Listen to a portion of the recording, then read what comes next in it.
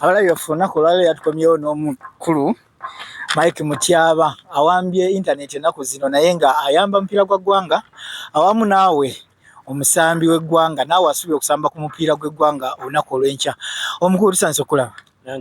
Sijja kubuuza amannya kuba basinga bagamanyi, katuukire ku ensonga esinga olunaku olwaleero gye twagala twogereko eya petitioni ebobbye abantu omutwe. Petitioni etuuseewo ey'okuggyamu omusajja Magogo okumujja omukono mu kibya. Weebale nnyo muganda wange. Nzikiriza nsooke mbuuze ku bannayuganda. Tekina buzibu. Mbalamusiza bannayuganda mwenna, nze Mike Mutyaba. Petition yawedde. Zawedde. Era olunaku olwaleero tugenda kubeera nga tuziteeka ku mitimbagano. Abanaasobola osayininga ku mitimbagano. Abanaasobola okwagala location ezigenda okubeera babeere nga basayininga. Ate petition endala gye tulina egenda mu FUFA nga bo kubanga bwe tuba tuloopa omuntu w'omupiira tusobola kusaavinga ye. Tugenda kusaavinga federation, bo tugenda basaavinga Madi. Then tugenda kupetitioninga petition endala egenda mu CAF ne mu FIFA.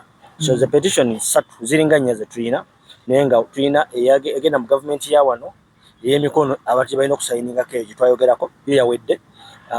N'egenda ogenda mu FIFA mu CAF nazo zawedde, ezo zeetaaga ffe nga bwe tukola ne group yange okubeera tusobola okuzitambuza okuziforwardinga gye zirina okuba nga ziraga. Naye eno ey'abantu twagikoze nga meeting standards z'abantu n'okubeera nga bajjamu obwesige mwine Moses Magogo. Abantu ababulijjo abalumibo. N'okubeera nga abantu bano basayininga ku kiwandiiko tutwala mu gavumenti.